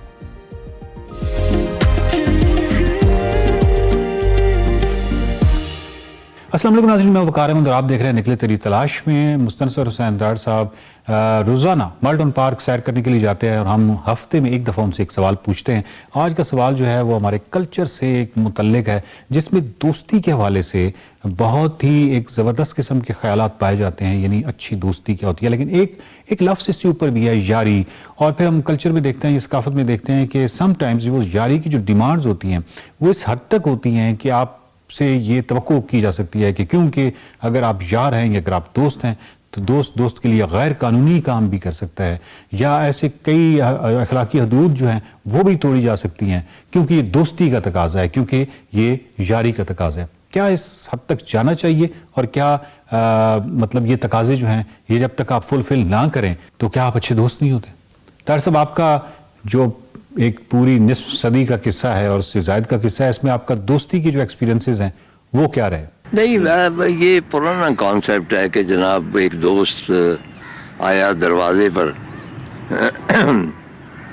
तो दूसरा दोस्त तलवार लेके आ गया, पैसे लेके आ गया, और साथ पता नहीं अपनी कोई अजीज़ा लेके आ गया कि मेरा दोस्त आया, इसको 3 काम हो सकते हैं कि या इसने किसी से बदला लेना, तलवार ले आया हूँ, या इसने किसी के साथ शादी करनी है तो मैं वो ले आया हूँ, या ऐसे पैसे की ज़रूरत। ये कॉन्सेप्ट जैसा दास्तानवी सा है। ठीक है, दोस्तियाँ बहुत अहम होती हैं। मसलन एक हाशिम है, लिबियन राइटर, रहते वो अमेरिका में है। उनका पूरा जो फ़लसफ़ा है वो ये है कि रिश्तेदारियाँ जो हैं वो तो हम चूज़ नहीं करते, वो तो आपको मिल जाती हैं ना, मामे, बाबे, खालाएँ, फूफियाँ, इवन माँ बाप भी, तो वो हम चूज़ नहीं करते, वो हमें मिल जाते हैं। दोस्तों को हम चूज़ करते हैं, चुनांचे वो समझता है कि दोस्त जो है वो ज़िंदगी के लिए ज़्यादा अहम, और उससे आप ज़्यादा सीख सकते हैं, और यू आर लकी अगर आपके दोस्त हैं। मेरा ज़ाहिर है कि उससे नज़रिया टोटली ज़रा डिफरेंट है। मैं समझता हूँ कि ये बीइंग पाकिस्तानी हमारी जो खसलत में है रिश्तेदारियाँ और मर्ग पे, शादी पे, सारा कुछ रौनकें रिश्तेदारों की वजह से ही होती। लेकिन दोस्ती जो है, मैं नहीं समझता कि भाई उसके लिए आप गैर कानूनी काम करें, अगर ये मैंने किया, और ये बहुत पुरानी बात है। मेरे दोस्त हैं एक, ज़ाहिर मैं उनका नाम नहीं लूँगा, वो कत्ल का जो था जुर्म, उसके लिए वो मफरूर थे, भागे हुए थे, और उन्हें मैंने पनाह दी एक ख़ास जगह, और वो इसलिए दी कि आई न्यू कि वो ठीक है मर्डर हुआ है, लेकिन इस शख्स का उसमें कोई हाथ नहीं है, और तमाम शवाहिद उसके ख़िलाफ़ थे। यानी अगर वो पकड़ा जाता तो ज़ाहिर है कि उसको सज़ा हो जाती, और मैं ये नहीं चाहता था। और मैंने मेरा हाल 15-20 दिन उसको रखा, और ये बहुत बड़ा ख़तरा था कि अगर ऐसा हो जाता तो मैं भी मुलव्वस हो जाता उसके साथ। और मुझे ये भी याद है कि वो जब तंग आ जाता था अपनी कैद तन्हाई से बाहर नहीं निकलता था कि कहीं पहचाना ना जाऊँ, तो मैं अपने मोटरसाइकिल पे 175 था मेरे पास, उसको मैं अपना डफल कोट पुराना जो है ना जो ढांप लेता वो पहना के तो उसको लाहौर की सैर करवा। लेकिन अगर उसने सचमुच कत्ल किया हो, वो मेरा बेहतरीन दोस्त भी होता, मैं ना उसे पनाह देता ना कुछ और करता, बल्कि समझ सो कि अगर मैं गवाह होता तो मैं उसके ख़िलाफ़ गवाही देता। तो दोस्त इम्पॉर्टेंट है। मेरे बहुत ज़्यादा दोस्त नहीं बने, शायद इसलिए कि मुझ में कुछ खामियाँ हैं और या मैं इजीली एक्सेप्ट नहीं कर सकता, या लोग मुझे पसंद नहीं करते, या मैं उनको, आई डोंट नो। लेकिन मेरे बहुत कम दोस्त रहे हैं ज़िंदगी में। और अगेन दोस्त भी जो है, मैं इंसानी जो खसलत है उसको आप डिपिक्ट नहीं कर सकते। मतलब एक दोस्त 15 बरस तक दोस्त था, एकदम वो पलटा, and I could not expect कि इसमें ये भी है। उसकी तफसीर में मैं नहीं जाना चाहता, लेकिन आई वॉज शॉक्ड। चुनांचे ह्यूमन बीइंग का कुछ पता नहीं होता कि मतलब है कि 10 साल गुजर जाए, 15 साल, and you think he is normal, and at one time he is totally abnormal. अच्छा, उससे आपको सदमा होता है, जाहिर है। तो वो पूरी ज़िंदगी में एक ही मेरे बाकायदा दोस्त काबिल ज़मान, उनके हमारे को मेरा ख्याल 70 साल से ज़ायद हो गए, स्कूल में हम इकट्ठे पढ़ते थे और उसके साथ दोस्ती चली आ रही है और उसमें उसका ज़्यादा हाथ है, वो ज़्यादा राब्ता रखता है। हम अब दोनों बूढ़े हो गए और बचपन में ज़ाहिर है कि कराची हम गए, वो कराची की एक अलग दास्तान है कि उस ज़माने में 70 साल पहले कराची क्या होता था। लेकिन he went into the police service and became IG Sindh, उसके बाद एम्बेसडर ऑस्ट्रेलिया का। लेकिन उसके एटीट्यूड में मेरे साथ कोई फ़र्क नहीं आया, किसी के साथ भी नहीं आया। और अब भी अच्छा, एक और बात मैं अर्ज़ करता हूँ, ये जो होता है ना कि भाई मुलाकातें और खाने और ईद बकर ईद पे जाना और मतलब है कि कार्ड भेजने, ये बिल्कुल सेंसलेस चीज़ें हैं दोस्ती के लिए। दोस्ती मौजूद रहती है। आप अगर मतलब मैं खावर को अगर 1 साल नहीं मिलता तो हमारी दोस्ती पे कोई मतलब फ़र्क कोई नहीं आएगा, will still be the same friends. Whereas कुछ दोस्तियाँ होती हैं जो मिलने मिलाने की होती हैं, वो जब मिलना मिलाना ख़त्म होता है, जो इंटरेक्शन ख़त्म होता है, वो किसी दूसरे शहर में चले जाते हैं तो वो मध्यम पड़ जाती हैं। चुनांचे ओवरऑल मैं समझता हूँ कि दोस्त इम्पॉर्टेंट होते हैं, and those people are lucky जिनके अच्छे दोस्त हैं। लेकिन मैं ये भी वार्न कर देता हूँ कि आप ज़रा नज़र रखें, ऐन मुमकिन है कि आज से 5-7 साल बाद वो एकदम कुछ और निकल आए। और इसके साथ ये भी पॉसिबिलिटी है कि उनको भी होना चाहिए कि आप भी तो कुछ और निकल सकते हैं। चुनांचे कोई तयशुदा मामला नहीं है कि दोस्ती है क्या, किसके साथ हो सकती है, क्या ज़िंदगी भर की हो सकती है या आर्जी हो सकती है। और आखिरी जो मैं समझता हूँ कि जो एक्सट्रीम है दोस्ती की, वो है जो यार गार है। मतलब रसूलुल्लाह सल्लल्लाहु अलैहि वसल्लम जब हिजरत करते हैं तो अबू बकर सिद्दीक जो है उनके साथ है, इसीलिए उनको यार गार कहा जाता है कि गार। तो वो जो सहाबा कराम है उनके साथ थे, अलबत्ता उन्होंने उनके साथ दोस्ती निभाई, लेकिन उसके लिए एक बंदे का अल्लाह ताला का आखिरी नबी होना चाहिए। और ये इतनी बड़ी क्वालिफिकेशन है कि और कौन इस पर पूरा उतरे। तो उनकी यारियां जो थी वो बिल्कुल उन्होंने निभाई। बहुत शुक्रिया तार साहब। नाज़रीन, बात यह है कि जो भी अखलाकियात हैं, जो मुरव्वज अखलाकियात हैं, जो आपको बिल्कुल बहुत अच्छी तरह मालूम होती हैं, तो वहाँ पे अगर आप कोई गैर अखलाकी हरकत, कोई गैर कानूनी हरकत सिर्फ इस वजह से करते हैं क्योंकि आपका कोई दोस्त फंसा हुआ है या उस दोस्त की तवक्कुआत हैं, तो यकीन जानिए कि आप एक मुतासिब शख्स हैं और हमने इन तस्सुबात से निकलना होता है। यकीनन जब भी आपको गैर कानूनी या गैर अखलाकी काम करते हैं तो उसका मतलब ये है कि आपके इस इकदाम की वजह से आपके दोस्त को तो कोई फ़ायदा हो या ना हो, लेकिन किसी का नुकसान ज़रूर हो रहा है। और जब किसी का नुकसान हो रहा है तो उसका मतलब ये है कि ये आपका जो रवैया है ये इंतहाई मुतासिबाना था। तो अपने इन रवैयों की तरफ हमें बहुत गौर से देखने की ज़रूरत है। देखते रहिए निकले तेरी तलाश में। Welcome back. अब बात कर लेते हैं मेरे और आपके पसंदीदा मौजू की। आप कहेंगे कि आप पहले वाले पसंदीदा नहीं थे, तो नहीं थे, ये वाला थोड़ा ज्यादा है। क्रिकेट की बात करते हैं। क्रिकेट के हवाले से जनाब excitement once again has begun, चूंकि न्यूजीलैंड की टीम पाकिस्तान आ गई है 5 T20 मैचेस खेलने के लिए। फॉर्मेट भी मजे का है, टीम भी ज़बरदस्त है और वेन्यू कदाफी है। क्या बात है। न्यूजीलैंड की टीम जनाब 2 आम खिलाड़ी हैं उनके, फिन एलन और एडम मिल। आपको पता है वो ट्रेनिंग के दौरान इंजरी हो गई थी और इस स्क्वाड का हिस्सा नहीं है। इसके अलावा जो 9 उनके टॉप क्रिकेटर्स हैं वो पहले ही IPL खेल रहे हैं, मेकिंग डॉलर्स। तो पाकिस्तान के लिए जो ऐलान करदा टीम है उसमें वो शामिल नहीं है। बहरहाल ये जो इंटरनेशनल टीम तो है, इंटरनेशनल टीम है पाकिस्तान के अंदर 5 T20 मैचेस होंगे। 17 रुकनी स्क्वाड है पाकिस्तान का, जिसका ऐलान कर दिया गया है। क़यादत पाकिस्तान की वंस अगेन किंग बाबर करेंगे, बाबर इज बैक। जबकि अगर हम मजीद प्लेयर्स की बात करें, इसमें अबरार अहमद हैं, आज़म खान है, फ़खर ज़मान है, इफ्तिखार हैं, इमाद हैं, अब्बास आफरीदी हैं, रिजवान हैं, मोहम्मद आमिर हैं, इरफान न्याजी हैं, गुड इंक्लूजन, और रिजवान हैं, आमिर हैं, साइम अयूब, नसीम शाह, शादाब खान हैं और शाहीन शाह आफरीदी हैं। इसके अलावा अगर हम स्पिनर्स की बात करें तो उसामा मीर भी शामिल हैं, then Zaman Khan as pacer और उस्मान खान भी शामिल हैं। रिजर्व खिलाड़ियों में नौजवान हसीबुल्ला हैं और मोहम्मद अली, वसीम जूनियर, सलमान आगा और साहबजादा फरहान मेरे बड़े फेवरेट बैटर हैं वैसे, वो भी इसमें शामिल हैं।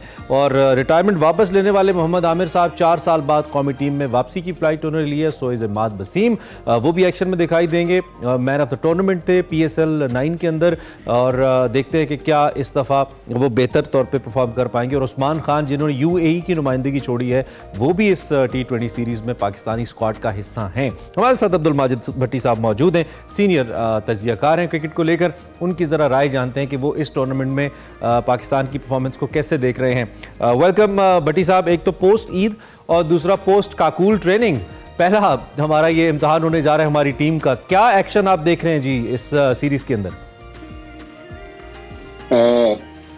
देखें इमरान साहब, वैसे तो जिस तरह आपने अभी कहा कि न्यूजीलैंड जो थी जब पाकिस्तान के लिए रवाना हुई तो उनके 2 मजीद खिलाड़ी पाकिस्तान के टूर से बाहर हो गए, तो तकरीबन 12 से 13 मेन प्लेयर जो हैं वो पाकिस्तान नहीं आए। 12 आउट ऑफ 11। आपको पता है, जी हाँ, फिर आपको पता है कि 1 जून से अमेरिका और वेस्ट इंडीज में T20 वर्ल्ड कप शुरू होना है। तो बेसिकली ये सीरीज, इसके बाद आयरलैंड और इंग्लैंड की सीरीज, ये उस T20 वर्ल्ड कप की तैयारियों का हिस्सा है।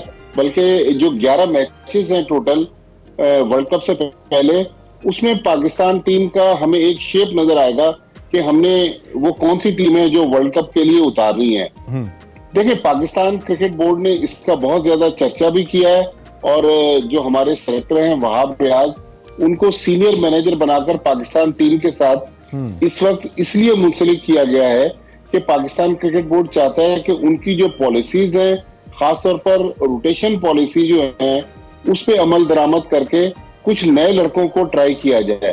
अब जो सवाल है जिसमें मेरा भी इंटरेस्ट है और यकीनी तौर पर आप और आपके जो देखने और सुनने वाले हैं उनकी भी दिलचस्पी होगी कि क्या बाबर आजम और मोहम्मद रिजवान की ओपनिंग जोड़ी, जो पिछली बार शाहीन शाह आफरीदी जब कप्तान बने थे, मोहम्मद हफीज डायरेक्टर बने थे, वहाब रियाज उस वक्त चीफ सेलेक्टर थे, तो वो जोड़ी टूट गई थी।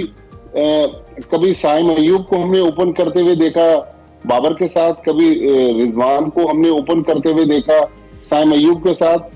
तो क्या वो जोड़ी दोबारा वापस आएगी एज ए ओपनिंग जोड़ी? क्योंकि बाबर आजम अब कप्तानी में वापस आ गए। और पिछली सीरीज कहते कलामी के मतलब मेरा इससे भी इंपॉर्टेंट सवाल मेरा जो मेरे जहन में आ रहा है वो ये है कि क्या बाबर आजम पहले से ज्यादा एम्पावर्ड कप्तान के तौर पे सामने है? पहले वो एक एम्पावर्ड कप्तान थे, वो उनके फैसले माने जाते थे। शादाब का हमें मालूम है, जो वर्ल्ड कप में शादाब खेले थे, बाबर की ईमा पे खेले थे, कुछ हमें उसका नुकसान भी हुआ, शादाब उस तरह परफॉर्म नहीं कर पाए थे। क्या अब बाबर पहले से ज्यादा एम्पावर्ड कैप्टन है अपनी टीम सिलेक्शन को लेकर? आपको क्या लगता है? और अगर हैं तो फिर डेफिनेटली उसके बाद ये वाले फैसले वो कर पाएंगे जो आप कह रहे हैं?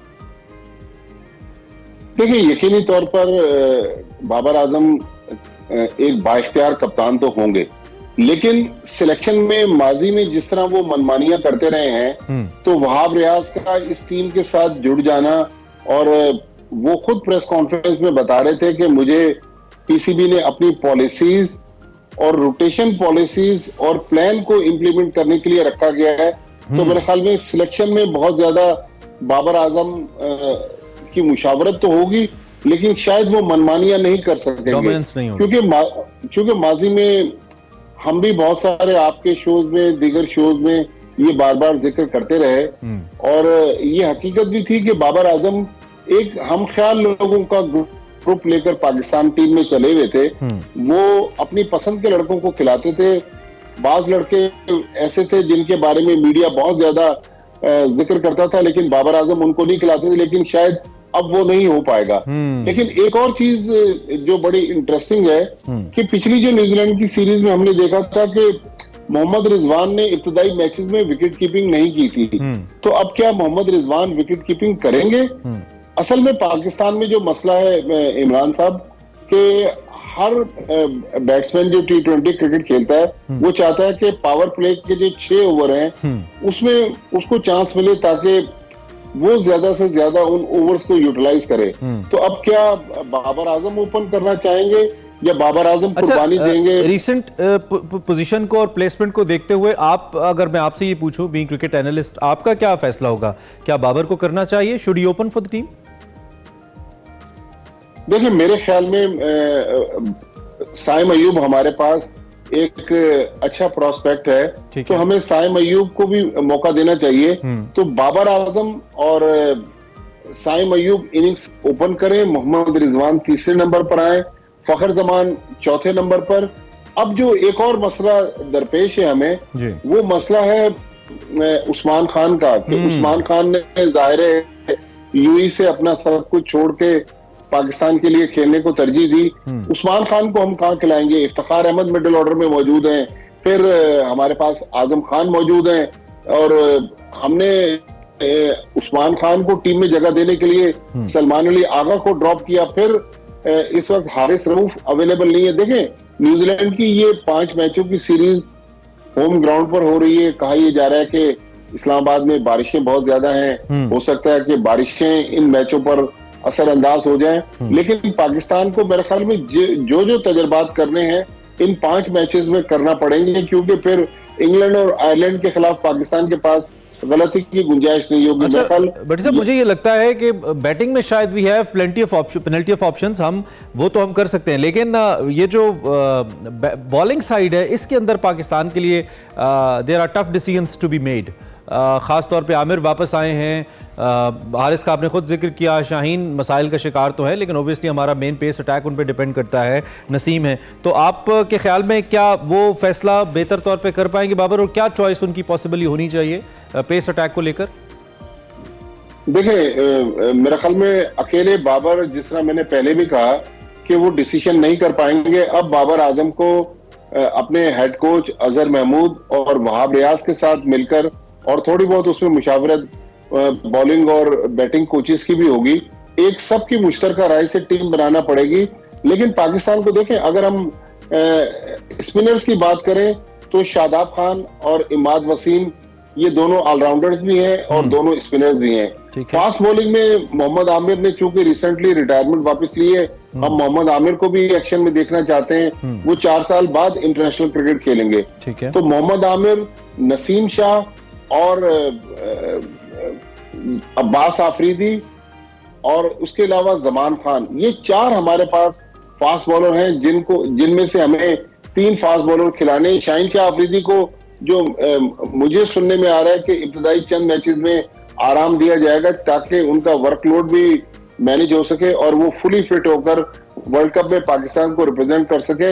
लेकिन मेरा ख्याल वो अंग्रेजी में कहते हैं ना कि कैच 22 सिचुएशन है टीम मैनेजमेंट के लिए, और सख्त फैसले करना होंगे और right man for the right job के लिए हमें प्लेयर्स मैदान में उतारना होगा। अच्छा, दूसरी जानब न्यूजीलैंड की तरफ जरा आइए दोबारा। ऐसा लगता है कि कहीं ना कहीं एक तासुब का एलिमेंट मौजूद है या एक नेगेटिविटी, मतलब this is how I feel, it's not like हर बंदा ये सोचता हो, मे बी मैं थोड़ा ज़्यादा नेगेटिव हूँ इस मामले में न्यूजीलैंड को लेकर, जो कि एक मिसाल उन्होंने ऐसी बनाई थी जब वो पाकिस्तान से चले गए थे, फिर हम उनके खिलाफ खेले, हमने उन्हें बड़े इंपॉर्टेंट मैच के अंदर हराया भी, क्वालिफाई किया, लेकिन अब ये जो सूरत हाल है, उनके अच्छे प्लेयर्स का ना आना, क्या महज इसको हम IPL या एक वो जिसे कहते हैं ना कि टाइम विंडो ही इसको एक वजह समझें, या वंस अगेन वो कहीं ना कहीं न्यूजीलैंड क्रिकेट बोर्ड के अंदर वो चीज़ मौजूद है कि अच्छे बंदे, अच्छे खेलने वाले यहाँ नहीं भेजने, एक B टीम भेज देनी है, और क्योंकि समटाइम्स हम B टीम को भी बड़ा अच्छा जितवा देते होते हैं पाकिस्तानी प्लेयर्स। तो आप इस पर ज़रा क्या टेक है आपका, ये महज इत्तेफाक है? देखिए, महज इत्तेफाक तो है, लेकिन पाकिस्तान क्रिकेट बोर्ड को फिर अपनी विंडो को रीशेड्यूल करना पड़ेगा कि मुसलसल तीसरे साल न्यूजीलैंड की टीम पाकिस्तान आ रही है और उनके मेन प्लेयर्स नहीं आ रहे, और अगले साल जब पाकिस्तान ने चैंपियंस ट्रॉफी होस्ट करनी है, उससे पहले भी न्यूजीलैंड की टीम ने फिर पाकिस्तान आना है, और पाकिस्तान, न्यूजीलैंड और साउथ अफ्रीका के दरमियान चैंपियंस ट्रॉफी से पहले एक वनडे का ट्रायंगुलर टूर्नामेंट होना है। तो मेरे ख्याल में पाकिस्तान क्रिकेट बोर्ड को ये बात न्यूजीलैंड क्रिकेट के साथ बैठकर डिस्कस करनी होगी कि भाई हम तो हर बार अपनी मेन टीम आपके मुल्क भेज रहे हैं, और हमारे प्लेयर्स की वजह से आपके ग्राउंड्स, हालांकि न्यूजीलैंड में क्रिकेट जो है वो इतनी पॉपुलर गेम नहीं है, वहां पर रग्बी बहुत ज्यादा मकबूल है, लेकिन पाकिस्तान की टीम की पॉपुलैरिटी देखें कि न्यूजीलैंड की टीम, न्यूजीलैंड के ग्राउंड भी भर जाते हैं, लेकिन न्यूजीलैंड जब पाकिस्तान अपनी टीम भेजता है तो तीसरे दर्जे की टीम भेजता है। तो मेरे ख्याल में पाकिस्तान क्रिकेट बोर्ड को ये इशू टेकअप करना पड़ेगा। जाहिर है न्यूजीलैंड क्रिकेट जो है वो अपने मुल्क में एक खेल की कंट्रोलिंग अथॉरिटी है, उनको प्लेयर्स को बावर करवाना पड़ेगा कि भाई नेशनल ड्यूटी है, नेशनल ड्यूटी के लिए आप IPL छोड़कर पाकिस्तान के लिए सीरीज खेलने के लिए आए, तो इस बारे में क्रिकेट बोर्ड को ये मामला टेकअप करना पड़ेगा, क्योंकि इस तरह तीसरे दर्जे की टीमें भेजकर फिर मजा नहीं आता देखने का, मजा नहीं आएगा। अच्छा, दूसरी जानिब एक फिटनेस हमारा बड़ा अहम मसला रहा है, आपसे भी बारहा हमारी बात होती रही है पाकिस्तान टीम की फिटनेस को लेकर। Pakistan military academy Kakul, one of the best institutions in terms of training, लेकिन मिलिट्री ट्रेनिंग उसमें ट्रेन हुए हमारे खिलाड़ी। इससे पहले जब ट्रेन हुए थे टेस्ट टीम हमारी बड़ी ज़बरदस्त, हमने बड़ा मिसबा की क़यादत में बहुत अच्छा हमने परफॉर्म किया था, अच्छा इम्पैक्ट आया था। इस दफ़ा भी ट्रेनिंग तो बड़ी टाइट हुई है, जो विजुअल्स हमारे सामने आए हैं, इसका इम्पैक्ट कोई देख रहे हैं आप प्लेयर्स की परफॉर्मेंस पे ऑन द ग्राउंड? देखिए इमरान साहब, इम्पैक्ट तो डेफिनेटली जितनी जबरदस्त हमारे पाकिस्तान मिलिट्री एकेडमी काकूल के ट्रेनर्स ने ट्रेनिंग करवाई है, उसका इम्पैक्ट तो आएगा, लेकिन मैं थोड़ा सा आपको पीछे लेके जाऊंगा कि वहाब रियाज जब चीफ सिलेक्टर थे जी, तो वहाब रियाज ने एक इंटरव्यू में मुझे और मेरे 2-3 और साथी थे, जब ये न्यूजीलैंड की T20 सीरीज खत्म हुई थी जनवरी में, उसके बाद बताया था कि वहाब रियाज ने ये कहा कि जब बाबर आजम कप्तान थे तो बाबर आजम के बारे में ये मशहूर बात थी कि बाबर आजम ने ट्रेनर और फिजियो को कह दिया था कि भाई फिटनेस के बारे में सोचना भी मना है। तो फिटनेस का कल्चर जो था, जिसमें यो टेस्ट वगैरह थे, वो बिल्कुल खत्म कर दिए गए थे। लेकिन एक अच्छी रिवायत है कि हमने इसका आगाज पाकिस्तान मिलिट्री एकेडमी काकूल से किया, लेकिन मेरे ख्याल में चले ये तो हमने 2 हफ्ते का कैंप लगा लिया, लेकिन मेरे ख्याल में फिटनेस, चूंकि खिलाड़ी के लिए तो फिटनेस के बगैर उसका कैरियर प्रोलॉन्ग करना बहुत मुश्किल है, तो मेरे ख्याल में मुस्तकिल बुनियादों पर ये चीज होनी चाहिए। और अब वहाब रियाज जो बाहर तो उस वक्त भी नहीं थे, उस वक्त एज ए चीफ सिलेक्टर ये बातें कर रहे थे, लेकिन बाबर आजम कप्तानी से हट गए थे। अब वहाब रियाज थोड़ा से डिमोट हुए, वो चीफ सिलेक्टर से सिलेक्टर बन गए, बाबर आजम इक्तदार की कुर्सी पर दोबारा आ गए। तो ये इंटरेस्टिंग सिनेरियो होगा कि क्या वो अपनी टर्म मनवा सकेंगे, टर्म इन मीन के क्या वो फिटनेस के बारे में बाबर आजम और दीगर कोचेस को कायल कर सकेंगे, या दोबारा रोटी गैंग एक्टिव हो जाएगा, ये भी हमें देखना पड़ेगा। राइट बटी साहब, thank you very much for time sir, have a good day, thank you very much. और मैं अब्दुल माजिद भट्टी, सीनियर तजियाकार, क्रिकेट के हवाले से अपनी राय का इजहार कर रहे थे, और उनका ये कहना है कि अब देखना होगा कि ये जो एक मामला चल रहा था बिटवीन वहाब रियाज एंड बाबर आजम, वो अब किस जानिब जाता है। बाबर आजम पहले से 12 ज़्यादा बाइख्तियार कप्तान के तौर पे नज़र आते हैं, क्योंकि उन्हें दोबारा खुद वापस लाया गया है, और बाबर आजम ने खुद पहले तमाम फॉर्मेट्स की कप्तानी छोड़ी थी जब उन पे प्रेशर था कि आप एक फॉर्मेट को छोड़ दें या 2 को छोड़ दें। सो देखना है जी क्या सूरत हाल सामने आती है। आई होप कि अच्छी क्रिकेट हमें देखने को मिले, हम इस पर बात करते रहेंगे। जब हम ब्रेक से वापस आएंगे तो आपको ज़रा मौसीकी सुनाएंगे, इट्स मंडे, आपको थोड़ा फ्रेश भी करना है, आप थके भी होंगे ईद के काम कर करके, तो मौसीकी सुनेंगे। ब्रेक के बाद आते हैं। Welcome back. आपको मालूम है हम मुख्तलिफ आर्टिस्ट से आपकी मुलाकात करवाते हैं। कुछ पुराने मंझे हुए आर्टिस्ट होते हैं, कुछ नए स्ट्रगलिंग आर्टिस्ट होते हैं जो अपनी जगह बनाने की कोशिश कर रहे हैं, जिनको हम एक्सप्रेसो टैलेंट में आपसे मिलवाते हैं। आज हमारे टैलेंटेड जो दो आर्टिस्ट हमारे साथ मौजूद हैं, एक गाना तो आप देख रहे थे, दूसरे इनके भाई हैं फरीद खान और जावेद खान। और ये गाना जो आप देख रहे हैं छड़ दिला, आई बिलीव इसका टाइटल है, ये जावेद ने गाया है। हमारे साथ दोनों ही भाई मौजूद हैं। एक भाई लिखते हैं मेनली, दूसरे उनका साथ देते हैं और फिर गाते भी हैं। और इन्होंने 20 गाने रिसेंटली इन्होंने कहा जी हमने लॉन्च किए हैं, जो हमारा चढ़ता पंजाब है और ये जो हमारा लहंदा पंजाब है, इस साइड वाला पाकिस्तान वाला, दोनों के अंदर इनकी मकबूलियत है, अभी अपनी जगह बना रहे हैं। तो हमने कहा आपकी मुलाकात करवाते हैं। बोथ ऑफ द ब्रदर्स हमारे साथ मौजूद है। क्या हाल है भाई जावेद साहब एंड फरीद साहब? अल्हम्दुलिल्लाह की शुक्र। कैसा रहा आपका सफ़र? गुजरा से इनका ताल्लुक है जी, बताना ज़रूरी है। छोटा सा एक इलाका है, पाकिस्तान का शहर है लेकिन बहुत प्यारा सा, वहाँ से ये तशरीफ़ लाएँ। तो सबसे पहले कैसा रहा सफ़र, कैसा आना हुआ, house the morning?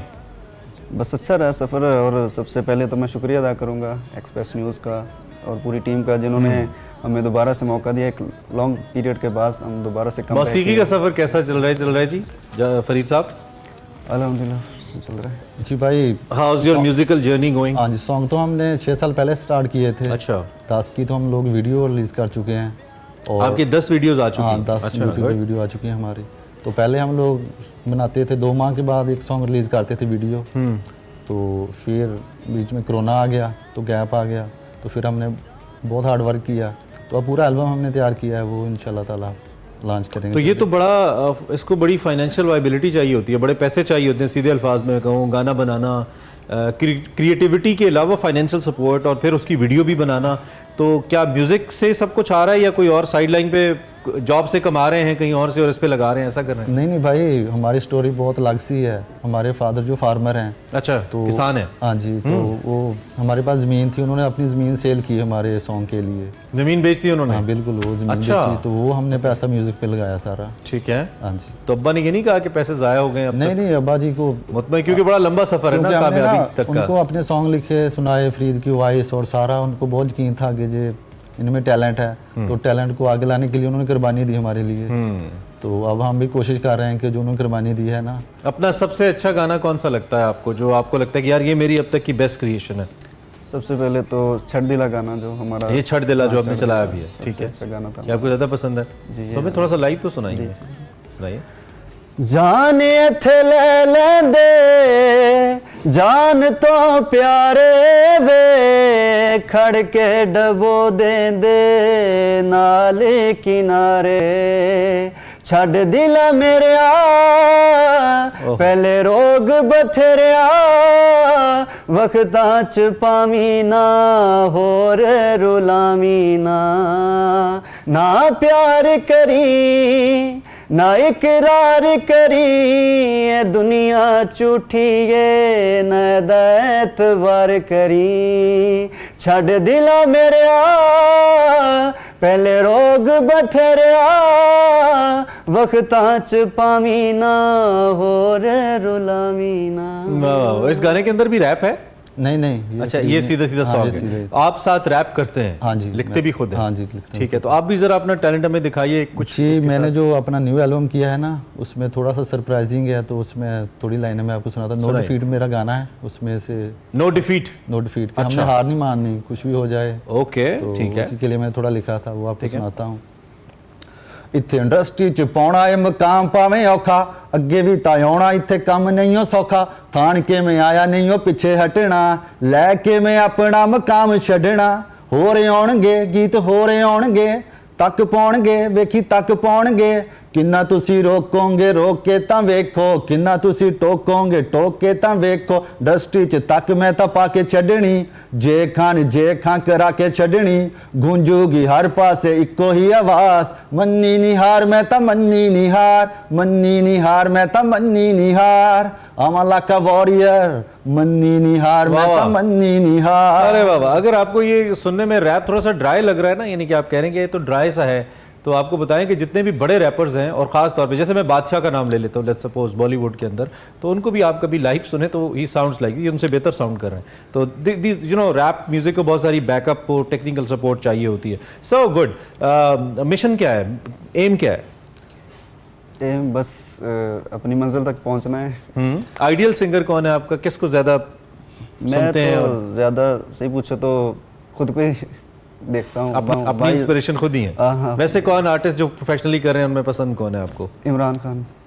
Imran Khan जो आर्टिस्ट हैं, यूके वाला नहीं? अच्छा, हाँ, यस, ओके, एम्पलीफायर। उसने एक ट्रेंड सेट किया था, इसलिए ना अच्छा, न्यू म्यूजिक का, इसलिए हमारा भी क्रिएटिव माइंड है कि म्यूजिक का ट्रेंड सेटर बंदे को बनना चाहिए, इसलिए हम उसको लाइक करते हैं। तो यू लाइक इमरान खान। वो उनका ताल्लुक पाकिस्तान से है और वो उन्होंने बहुत, उनकी मैस फैन फॉलोइंग भी एक टाइम पे तो रही है, अब भी डेफिनेटली है। अच्छा, तो आगे क्या, किन प्रोजेक्ट्स पे काम कर रहे हैं? सुना है आपका कोई गाना, कोई बॉलीवुड से भी ऑफर शॉफर हुई है आपको, ऐसा है? जी, वो मिस वर्ल्ड गाना था हमारा। कौन सा? मिस वर्ल्ड गाना। मिस वर्ल्ड, अच्छा। टाइटल जो हमने उसका वीडियो दुबई में किया था। ओके। और उसके लिरिक्स भी आप सुनेंगे तो मजा आएगा। सुनाइए ना मिस वर्ल्ड।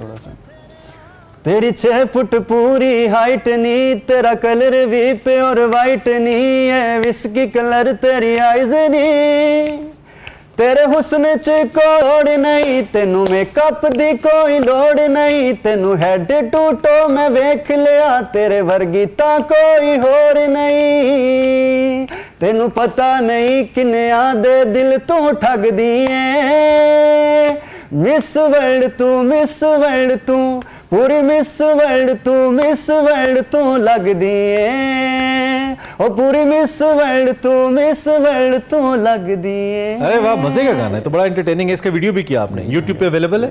अच्छा, आप देख सकते हैं YouTube पे। तो इस गाने को लेकर आपको किसी डायरेक्टर ने अप्रोच किया कि गाना चाहते हैं, या क्या डेवलपमेंट थी? ये इंडिया से भाई को कॉल आई थी एक मूवी की तरफ से। अच्छा, एक चैनल है एक पिंड पंजाब का, उसने ना हमारा एक इंटरव्यू किया था। उसके व्यूवर्स जो हैं सारे इंडियंस ही हैं। अच्छा, ओके।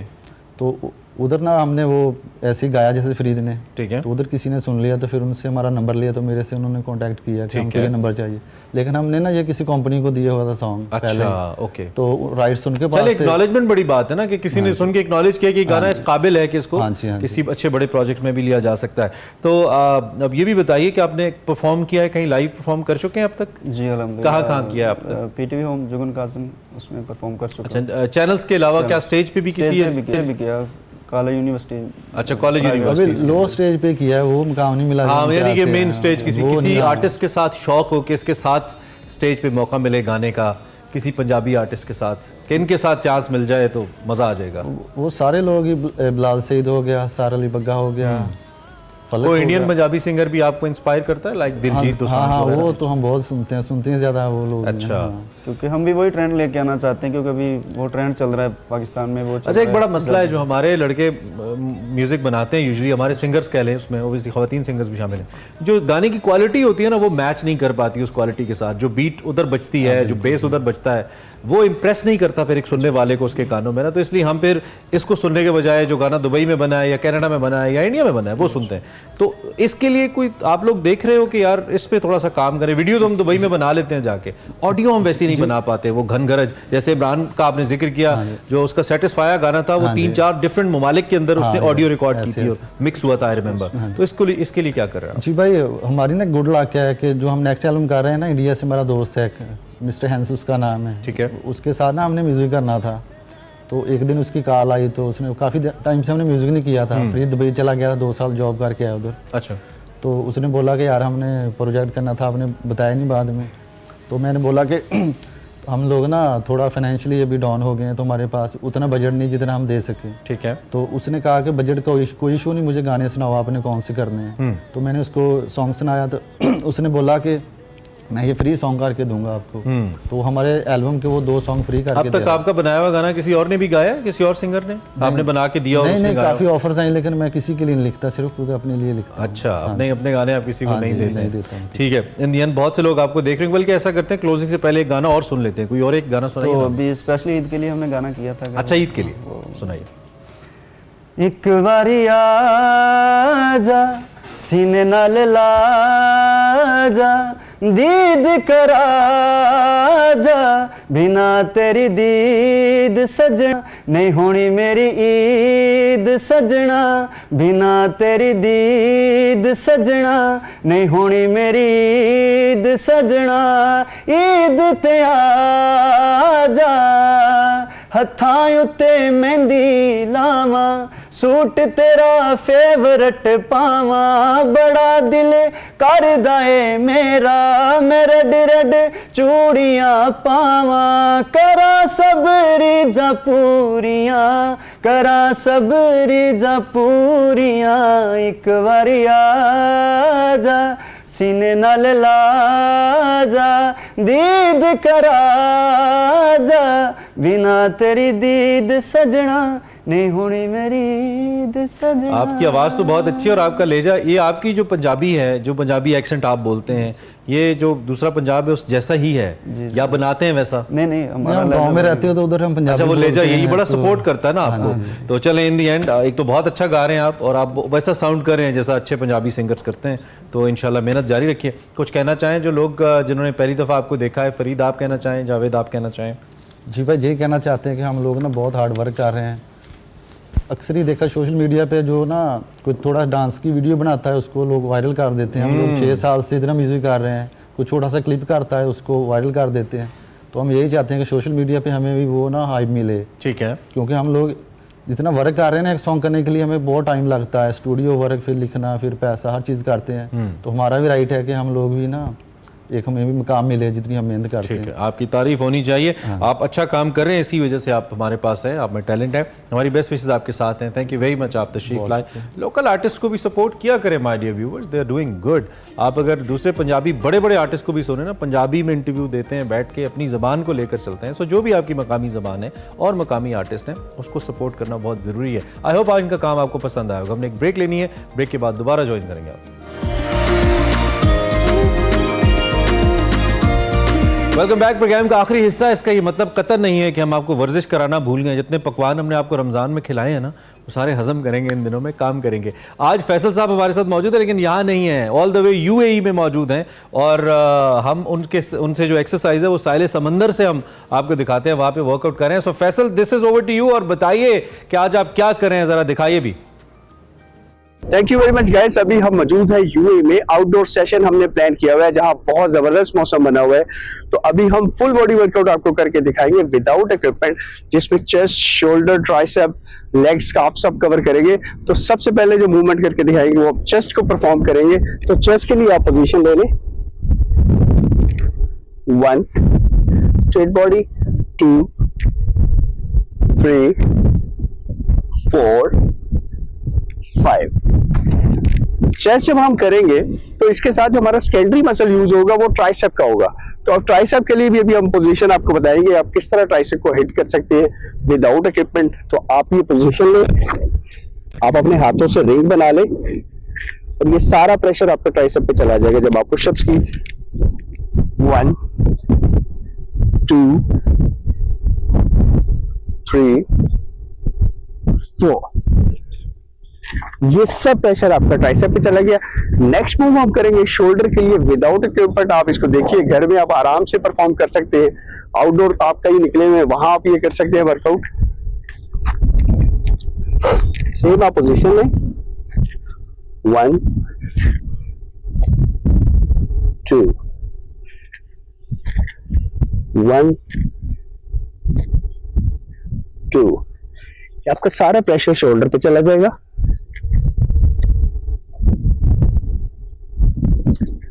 2 1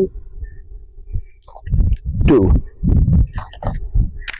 अभी हम मूव करेंगे, लोअर बॉडी कवर करेंगे, जिसके लिए हम करेंगे स्क्वाट्स। आप पोजीशन लेंगे, ऑल द वे डाउन। 2 3 4 5। फिर हम करेंगे लंजेस। 1 2, एक श्योर आपके दीज नीचे तक चले जाए। 3 4, सेम आप रिपीट करिए। 1 2 3। लास्ट मूवर आप 3 सेट करें, 4 सेट करें। रेपिटेशन आप अपनी इंटेंसिटी के मुताबिक आप सेट कर लें। काफ मूव 1 2, फुल आप स्ट्रेच करिए, फुल स्टैंड करिए। 4 5 6। तो फुल बॉडी हम वर्कआउट कवर कर सकते हैं विदाउट इक्विपमेंट। आप जहां भी हैं आप आसानी से इसको कर सकते हैं और आपका वर्कआउट भी वेस्ट नहीं होगा। Thank you very much. अरे वाह फैसल भाई, कमाल कर दिया जी। Espresso goes global. आज तो हम यूएई से आपको एक्सरसाइज दिखा दी, बड़ा ज़बरदस्त मंजर भी था और आई होप कि आपको इस वर्कआउट का फ़ायदा होगा। इससे पहले कि हम साइन आउट करें, आज हमारे दिल के बहुत करीब मारूफ समाजी कारकुन अब्दुलसत्तार ईदी साहब की बेवा और बेहतरीन खातून बिल्किस ईदी साहिबा के हवाले से हमने बात करनी है, जिनकी आज दूसरी बरसी मनाई जा रही है।